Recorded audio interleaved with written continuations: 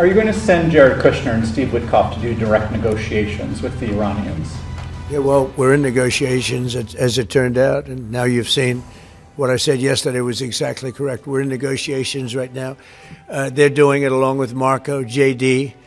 We have a number of people doing it, and the other side, I can tell you, they'd like to make a deal. And who wouldn't if you were there? Look, their Navy's gone, their Air Force is gone, their communications are gone. That's the biggest problem. It's very hard to communicate them between themselves. Sebuah ungkapan bijak mengatakan, penyesalan selalu datang terlambat. Dan barangkali hal itulah yang sedang dirasakan Israel dan Amerika Serikat setelah terjebak perang melawan Iran. Kemampuan Teheran yang dikira mudah ditaklukkan justru tidak menunjukkan tanda-tanda akan tumbang. Malahan, IRGC terus memberi pukulan telak hingga menghadirkan kiamat di sejumlah titik vital para penjajah.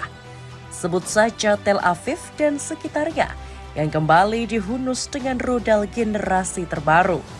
Donald Trump dan Benjamin Netanyahu yang salah memprediksi kekuatan Iran mulai kehabisan akal di medan tempur. Trump dikabarkan mulai menjalankan negosiasi damai dengan Iran meski dipenuhi tipu daya menjijikan. Sementara itu, Netanyahu dikabarkan masih ngotot untuk menyerang Iran. Padahal warga Israel dan Amerika sendiri terus tercekik dampak nyata akibat perang yang tak berkesudahan. Apalagi IRGC telah menyatakan sikap tegas dengan menolak damai sebelum menghabisi Trump dan Netanyahu. Akankah serangan terbaru Iran bakal membuat para penjajah mengakui kekalahannya? Cetak Gol coba merangkum Israel dan Amerika yang mulai mengakui kekalahannya dari Iran sebagai berikut. Kesulitan mengalahkan Iran tiba-tiba minta damai. Israel yang memercik api kemarahan Iran harus menanggung konsekuensi berat akibat perbuatannya. Bencana maha dahsyat kini semakin kencang menyambar langit-langit negeri Zionis. Titik-titik vital seperti Tel Aviv, Haifa, dan Yerusalem terus digempur habis-habisan tanpa diberi kesempatan bernafas. Terlebih, pasukan IRGC menggunakan amunisi tandan yang selalu menjadi mimpi buruk pertahanan Israel. Sebut saja seperti rudal Qiyam dan Zulfagar yang mampu menyebarkan puluhan bom led kecil sebelum jatuh ke permukaan. Dari rekaman yang beredar, auman sirine keamanan terdengar kencang sebagai pertanda datangnya hari kiamat di Israel.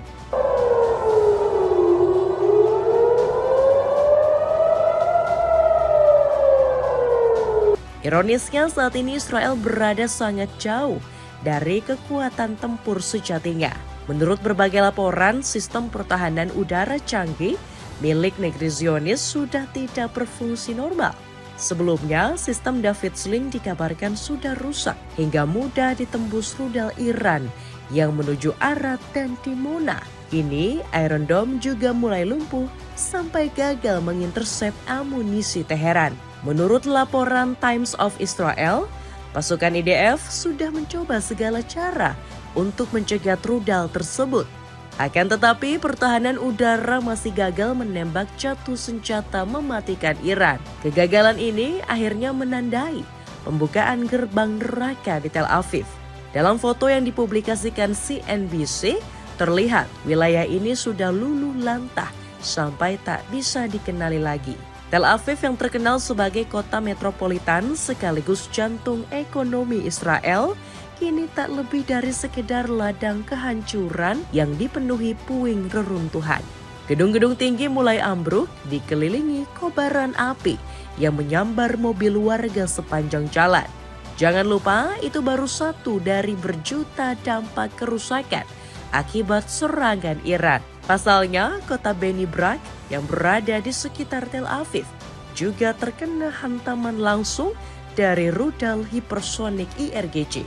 Jantung kota porak-poranda, mobil-mobil bergelimpangan sampai sebuah saluran pipa mengalami kebocoran. Warga Israel pun seketika membisu melihat teror tak berkesudahan dari raksasa Persia.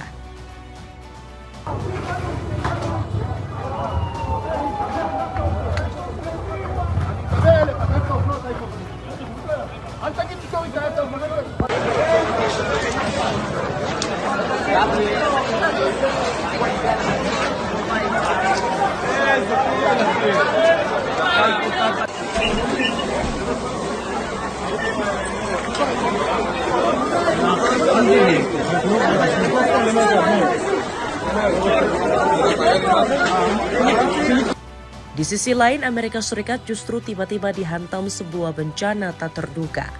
Di tengah gempuran Iran ke Israel, dentuman keras menyambar kilang minyak Valero di Port Arthur, Texas. Tak berselang lama, si jago merah segera melahap situs tersebut yang sudah dipenuhi asap hitam tebal.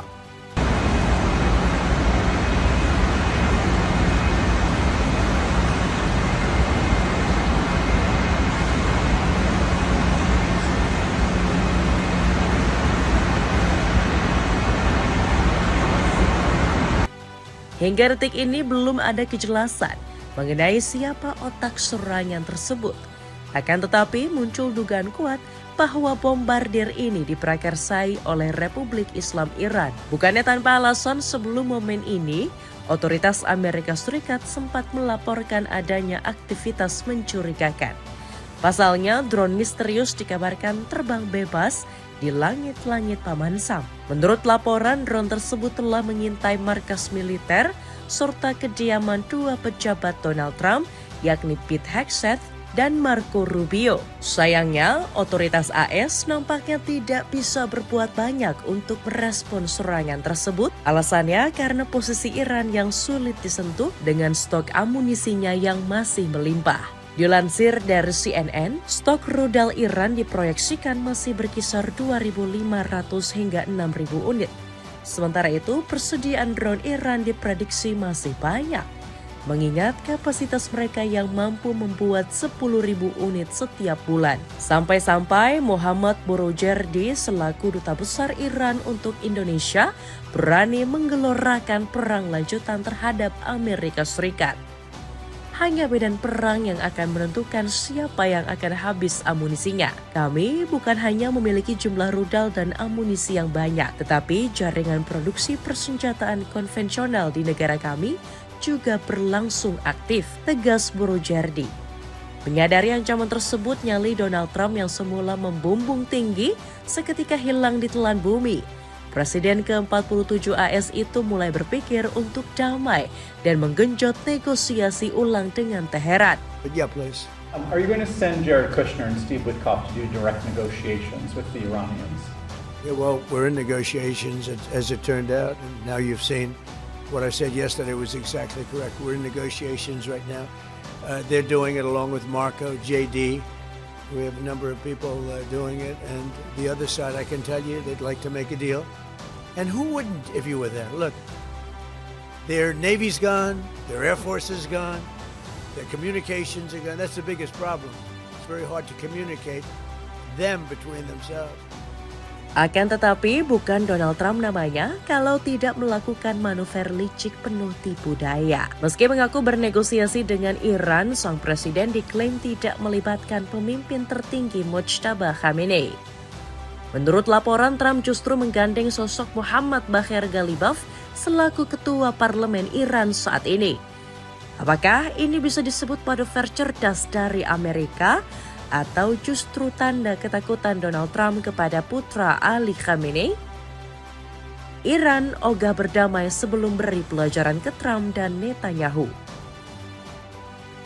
Donald Trump barangkali tengah asyik bersantai sambil ongkang-ongkang kaki setelah berhasil membujuk Iran ke meja perundingan. Namun, pria berambut pirang itu nampaknya perlu mengingat bahwa kisah di dunia nyata tidak seindah cerita dongeng. Entah apa yang dipikirkan Trump sampai bisa yakin bahwa negara yang diserang akan menuruti permintaannya.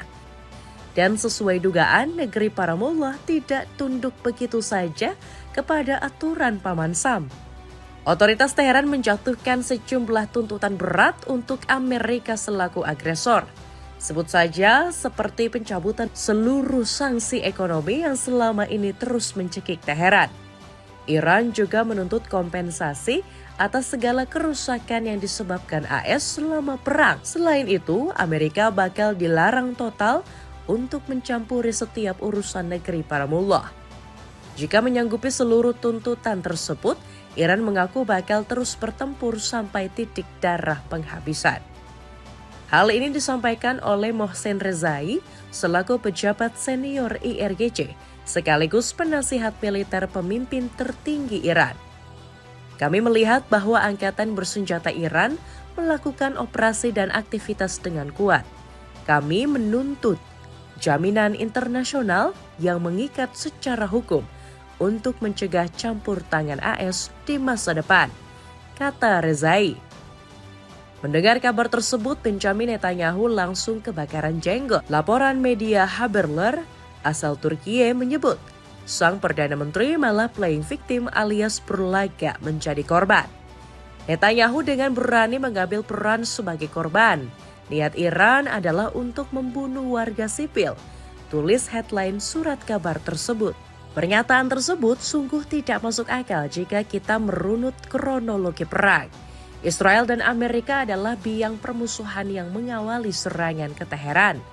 Bombardir dua penjajah tersebut tidak hanya menghilangkan nyawa para petinggi Iran, tetapi juga warga sipil termasuk anak sekolah. Laporan Al Jazeera pada 20 Maret silam juga menjelaskan Israel telah bertanggung jawab atas pembantaian di negeri para mullah. Data tersebut menunjukkan jumlah korban jiwa Iran nyaris menyentuh 1.500 dengan lebih dari 18.000 korban luka-luka. Sementara itu, jumlah korban Israel bahkan tidak mencapai 20% dari total korban Teheran. Dengan data tadi, bukanlah sudah jelas siapa yang melakukan pembantaian terhadap warga sipil. Barangkali Netanyahu perlu banyak-banyak bercermin supaya sadar dengan parasnya yang tidak lagi berbentuk manusia, melainkan sesosok iblis keji. Bukannya taubat, pria 76 tahun ini malah kembali menggelorakan ambisinya membantai penduduk Iran. Menurutnya, negosiasi Trump dengan Teheran tidak akan menghentikan langkah Israel. Kami akan terus melindungi kepentingan vital kami dengan cara apapun. Pada saat yang sama, kami terus menyerang Iran dan Lebanon. Kami sudah melenyapkan 2 ilmuwan nuklir Iran dan ini belum berakhir. Pernyataan tersebut semakin membuat Iran mundur dari meja perundingan.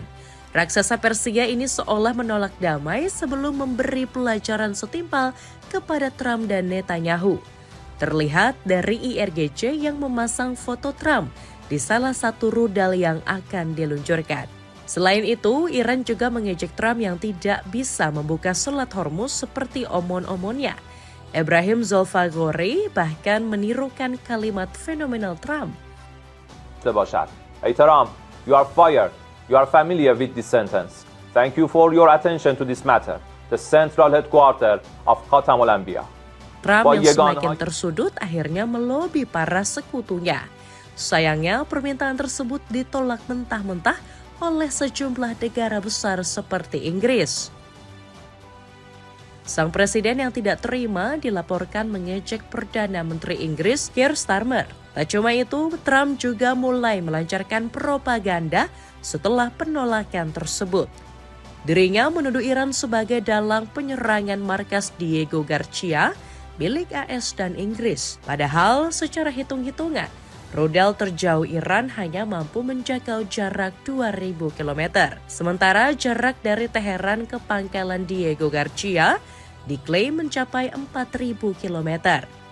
Tuduhan AS juga disangkal Kementerian Pertahanan Inggris yang menyebut serangan tersebut tidak diluncurkan dari Iran. Sepatu sneakers dari brand Humble Break bisa kamu beli dengan harga 87 ribuan saja. Cek linknya di bawah ini. Kesengsaraan warga Amerika Israel dampak dari perang. Langkah Donald Trump dan Benjamin Netanyahu yang main-main dengan Iran diprediksi bakal menjadi blunder fatal. Pasalnya, dampak perang ini sudah semakin luas hingga melampaui perhitungan keduanya. Dan yang paling dirugikan oleh ambisi dua pemimpin tersebut adalah warganya sendiri. Contohnya, Amerika Serikat yang kini tercekik kenaikan harga bensin hingga 75%. Trump langsung disemprot habis-habisan oleh Chuck Schumer selaku senator AS.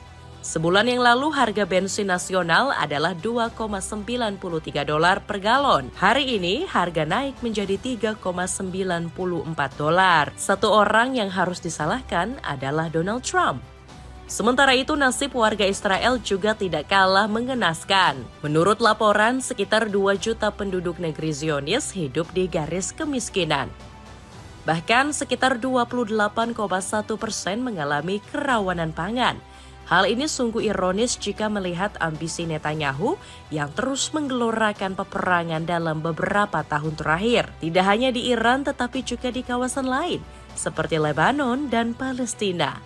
Barangkali Netanyahu perlu mempertimbangkan skala prioritas untuk negaranya. Alih-alih membuat negara lebih boncos akibat perang, bukankah ia seharusnya mengurus rakyatnya lebih dulu yang hidup dalam penderitaan? Apalagi jika menilik laporan terakhir, Israel dikabarkan telah menghabiskan 108 triliun rupiah selama perang 20 hari melawan Iran.